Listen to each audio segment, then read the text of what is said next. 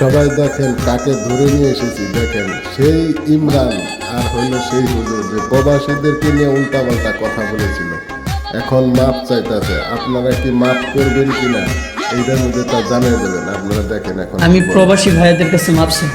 সর্বপ্রথম কথা হইল প্রবাসী ভাইদের কাছে আমি ক্ষমা চাই, ক্ষমা দৃষ্টিতে দেখবেন। ইমরান ভাই একটা প্রশ্ন করছিল, এই প্রশ্নের উত্তরটা সংক্ষিপ্ত আকারে দিতে যায় আমি এক ধরনের ভুল কথাই আমি বলে লেছি। ভুলটা তো সংশোধন আর অবশ্যই। ও যে কথাটা উত্তর যেটা দিয়েছে, আমি প্রশ্ন যেটা করেছিলাম, পরে আমিও জানি না, আমি ইউটিউবে ঢুকে সার্চ করেছি, বিভিন্ন বক্তাদের দেখেছি।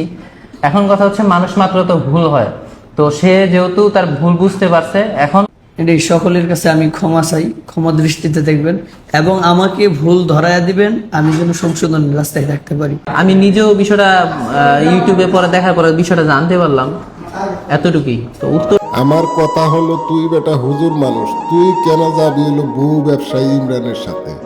নেক্সট টাইমে এরকম ভিডিও আর কোনোদিন ছাড়লে বুঝাছি তো প্রবাসীরা কি জিনিস। প্রবাসীরা কারো খায় না, কারো জমাও দেয় না, কারোটা চায়ও না। প্রবাসীরা একলাই 100, মনে রাখিস।